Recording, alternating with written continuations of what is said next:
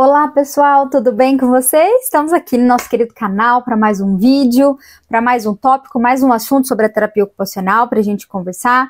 E antes da gente começar o tema de hoje, meu recadinho básico para vocês, sei que vocês já estão cansados de ouvir, mas eu vou continuar repetindo.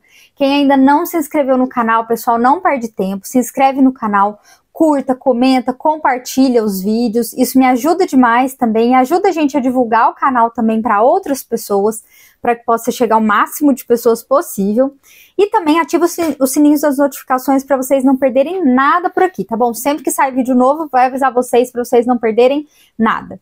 E lembrando que na descrição do vídeo tem o link para você participar da nossa comunidade do WhatsApp, né? O pessoal troca muitas ideias, né? Informações, experiências, então é uma forma muito legal também, né? Da gente se encontrar aí nesse meio digital, tá bom, pessoal? E o nosso Instagram também, papo.d.to. Segue lá também, tá bom? Gente, hoje eu vim conversar um pouquinho com vocês e também já foi uma pergunta aqui no canal, acho que mais de uma pessoa já me perguntou sobre isso, que são sobre dicas para você se dar bem, assim, no mercado de trabalho. Dicas para entrar bem no mercado de trabalho, né? O que eu posso fazer para me destacar, né? Enfim, pensando que a terapia ocupacional é uma área em ascensão e a gente tem mais pessoas se formando como terapeutas ocupacionais e mais procura, né? Então eu levantei aqui alguns tópicos que eu acho que são importantes, né? Eu até fiquei, enquanto eu estava pensando nos tópicos, eu fiquei pensando assim, se eu fosse, né, a gestora ou a coordenadora do setor de terapia ocupacional da instituição e eu precisasse contratar alguém, né, quais seriam os requisitos que eu levaria em consideração e também pensando na minha experiência, no que eu vejo, nos diferentes lugares que eu trabalhei, tá? Então foi nesse aspecto, dentro da minha experiência, que eu levantei alguns tópicos que eu julgo importante e que eu espero que possa ajudar vocês. O primeiro deles, gente, que tem muito link com o que eu falei no vídeo que saiu na terça-feira. Quem não viu ainda vai lá assistir, que é a teoria versus a prática, né? O que importa mais? E eu acho que o primeiro ponto é você ter uma boa base teórica. Ah, Jaque, mas eu fiz a faculdade, então quer dizer que eu já tenho uma boa base teórica. Não, você precisa estudar, olhar novamente, ter muito bem claro na sua mente, né, no seu conhecimento, as principais bases teóricas da profissão, né, os referenciais teórico-metodológicos que são mais importantes, porque quando você vai fazer uma entrevista, e principalmente quando essa entrevista envolve um gestor, um coordenador que também é terapeuta ocupacional, isso eu acho que é um destaque muito interessante, né? Você poder conversar sobre assuntos, né? Levantar discussões, claro que ali talvez no momento da entrevista de uma forma mais pontual, mas que deem essa clareza de que você tem muito forte e firme quais são as principais bases teóricas da terapia ocupacional ou daquela abordagem que você está se propondo a trabalhar ou que aquela vaga está disponibilizando e está buscando o profissional. Então, acho que isso é indispensável, tá bom? Um segundo ponto que eu acho que influencia na hora de você entrar no mercado de trabalho. Você ter diferentes experiências na graduação. Isso também eu já falei em outros vídeos. Então, isso envolve não só estágios também, né? Então, você, por exemplo, ter tido uma experiência de estágio interessante, em áreas que eu acho que diferentes também, que te trazem uma bagagem enquanto profissional de experiência legal. Além dos estágios, experiência em projetos de extensão, em projetos de pesquisa, em projetos voluntários, né? O máximo que você conseguir se envolver nessas atividades extracurriculares da graduação, eu acho que isso acaba sendo um diferencial para a hora que você chegar no mercado de trabalho, principalmente se tratar de uma primeira oportunidade de trabalho, né? O que vai contar bastante são as suas experiências, né? Desde experiências de observação, que você viu outros profissionais atuando, até experiências em que era de prática mesmo, né? De você ir lá, você fazer, enfim, e você colocar a mão na massa. Eu acho que isso acaba sendo um diferencial interessante porque mostra muito, além das questões práticas de experiência, mas do seu interesse, né, enquanto profissional, de estar presente, né, de estar descobrindo, de estar aprendendo na prática junto com outros profissionais. Então, eu acho que isso é bem legal. E outras experiências também, né, enfim, participação de eventos durante a sua graduação, enfim, tudo que a graduação puder oferecer, eu acho que acaba sendo, principalmente no início da sua carreira, muito importante e também que vai te dar uma segurança a mais aí para iniciar no mercado de trabalho. Um outro ponto, a formação continuada, né? Eu sempre falo que isso é fundamental. Eu já falei, acho que isso aqui em outros vídeos. A graduação é igual quando você vai tirar carta de motorista. Toda a autoescola, o período que você faz, ele vai te ensinar o beabá básico ali.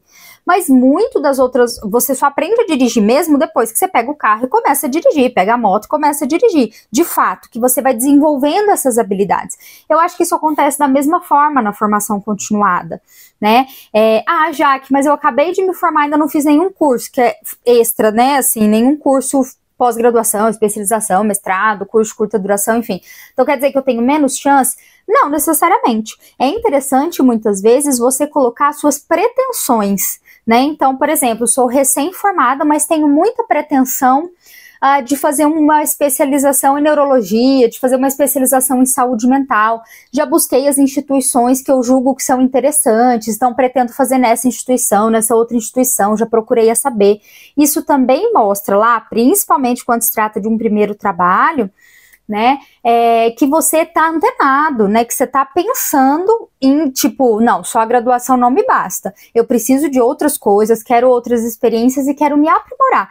Então é interessante muitas vezes você colocar, pontuar as suas pretensões, né, no seu currículo, na sua entrevista, né, para que a pessoa consiga conhecer você melhor e entender quais são os rumos que você pretende, né, seguir, as suas ambições, enfim, eu acho que isso é muito legal. E claro, se você já tiver feito algum curso, uma especialização, isso eu acho que conta bastante também, porque eu acho que é uma carga de experiência diferente da graduação, né, e que são geralmente em áreas específicas, né, então isso também vai agregar bastante. Um outro ponto aqui na minha colinha, eu acho que vale muito a pena, né, um investimento, treinar, você, né, treinar, se dedicar para aprimoramento em relação a aspectos de escrita. E eu acho que isso é uma coisa muito pouco falada, assim. E eu me lembro quando eu fui docente, isso era uma dificuldade muito grande dos alunos, muitas vezes, né? Então, quando eu pedi assim, alunos, por exemplo, do último ano de graduação, né, falou, então você vai precisar redigir um relatório seu evolutivo, você vai precisar redigir um documento falando do setor para apresentar para a instituição, né, você vai precisar, enfim, a redação de diferentes tipos de material escrito. E eu via que isso era uma coisa, tipo, travava, assim, as pessoas. E eu acho que quando você vai para o mercado de trabalho, isso tem que ser uma habilidade intrínseca, né? Porque a nossa atuação não é só lá dentro da nossa sala, dentro da instituição, fazendo na prática, atendendo diretamente. A gente tem um tempo muito grande também de dedicação para produção de materiais, revisão de relatórios, elaboração de documentos, orientações para a escola, orientações para casa, orientações para o cuidador, né? Então, como que a gente documenta tudo isso? A minha escrita tem que ser boa, eu tenho que ser muito coerente na forma com que eu escrevo, organizada na forma com que eu escrevo, eu tenho que aprender, né, ou relembrar a como colocar bons referenciais teóricos no meu material. Então, eu acho que sim, isso, pelo menos no meu ponto de vista, como eu falei para vocês, é um diferencial, sim. Isso a gente vê muitas vezes aonde? No currículo que você apresenta para a empresa, né? Para a instituição, né? Então, um currículo bem estruturado, bem elaborado, né? Cuidado com as questões, né? De ortografia, de erro de escrita. Então, isso eu acho que é uma coisa que vale a pena, porque a gente usa muito, muito, muito na nossa prática, tá bom? Outro ponto que eu acho interessante, que faz diferença para você se dar bem no mercado de trabalho, que é você criar um networking. O que é isso, Jaque? Conheça o espaço, conheça outros profissionais, né? Eu já disse isso também em outros vídeos e quero reforçar aqui. Então, eu vou trabalhar em determinada cidade. Cara, eu vou conhecer ali quais são outros profissionais que tem, não necessariamente TOs. Conheço que tem uma fono, tem um físio, tem um psicólogo, tem um médico neurologista. Eu vou me apresentar para essas pessoas. E quais são essas formas de se apresentar? Muitas vezes, quando possível, em alguns eventos específicos, que às vezes tem congressos, né, eventos científicos, eventos da área, que você faz esse network com vários tipos de pessoas. Isso é muito legal para as pessoas te conhecerem, para fazer parceria. Ou também você indo se apresentar, né? Hoje em dia, com o Instagram, aí a gente tem um contato de todo mundo, né? Então se apresenta, fala, ó, me formei recentemente, queria saber se a gente pode trocar uma ideia, quero te apresentar meu trabalho. E por que eu acho que isso é importante, gente? Eu vejo que a maior parte das parcerias, né, tanto para abrir uma clínica quanto para começar um projeto, elas começam desses lugares. Ah, a gente se conheceu num curso, a gente se conheceu num congresso, a gente se conhece lá da nossa cidade, que é a mesma, da região que é a mesma. A gente foi se aproximando, vendo que os nossos trabalhos são afins, estabelecemos uma parceria. Ela começou como minha estagiária, depois virou uma prestadora de serviços lá na minha clínica. Então, acho que criar um network, ele é muito interessante para as pessoas verem você, saberem que você está ali, opa, tem essa profissional aqui, irem conhecendo o seu trabalho. E junto com o network, você também investir nessa parte de um Instagram profissional, né, algo que as pessoas possam ir tendo acesso e conhecendo cada vez mais o seu trabalho, tá? Outra coisa importante que eu acho, cuidado com a sobrecarga e a sobreposição de cargos. Por que eu acho que isso é importante quando a gente fala de mercado de trabalho? Gente, a gente precisa trabalhar. A gente trabalha com amor, ninguém trabalha por amor, porque a gente precisa pagar a conta, né? Isso é uma coisa que não tem como, vou trabalhar independente do valor que eu ganho, não é assim. E o que acontece muitas vezes? Essa sobrecarga, essa sobreposição de cargos, são trabalho X horas na instituição tal, mais outras horas na outra instituição, mais outras horas na outra instituição. E o que isso acontece? Em alguns lugares eu vejo que às vezes as pessoas se preocupam com isso, tipo, será que essa pessoa vai conseguir desenvolver um bom trabalho aqui, tendo toda essa carga de trabalho? Né? Então, claro que a gente sabe que muitas vezes é necessidade, eu mesma já trabalhei a maior parte da minha carreira em mais de um lugar, mas eu falo para esse cuidado com você mesmo em primeiro lugar e com a oferta do trabalho que você vai estar oferecendo. E um último ponto que eu levantei aqui é você estar disposto a continuar aprendendo. Isso, gente, eu vejo cada vez mais. O que eu quero dizer com isso? Muitas vezes a gente está em instituições que tem muitas pessoas com as quais você trabalha, e eu acho que não só na terapia ocupacional, viu, gente? Isso aí em qualquer área. Aí a pessoa chega para trabalhar com uma forma muito quadrada, assim, muito tipo, eu não vou sair dessa minha zona de funcionamento.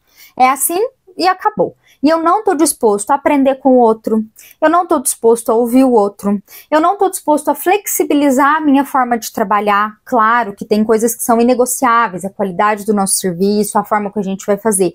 Mas muitas vezes quando você trabalha numa instituição grande, num mercado em que você não vai trabalhar sozinho, a gente precisa ter flexibilidade e estar disposto a aprender, a reorganizar, a reformular, isso em equipe. E parece uma coisa muito boba, mas não, viu? Isso é uma qualidade que eu falo que é pessoal, que a gente precisa desenvolver na gente. Saber a hora de falar, saber a hora de ouvir, saber como ouvir, para que você consiga ser uma pessoa que seja fácil de se relacionar, sem abrir mão das coisas que são inegociáveis para você. Mas se você trabalha ali com pessoas, você vai ter que ser flexível em algum ponto, porque senão isso acaba dificultando. E acreditem, gente, eu já vi pessoas muito boas tecnicamente sendo mandadas embora ou não sendo escolhidas porque são pessoas muito difíceis de lidar. E aí quando você coloca isso numa rotina, fica muito pesado. Né? Então são esses pontos que eu levantei para vocês, que são dicas minhas, né, para você se dar bem aí no mercado de trabalho, começar com o pé direito, né, e para vocês refletirem aí também. Claro que tem muitas outras, mas eu selecionei essas como as principais no meu ponto de vista, tá bom? Me contem nos comentários o que vocês acharam, se alguém tem mais alguma dica, algum ponto que pensa. Vocês sabem que eu gosto muito de trocar ideias com vocês, tá bom, pessoal? Muito obrigada pela companhia, um beijo e até a próxima!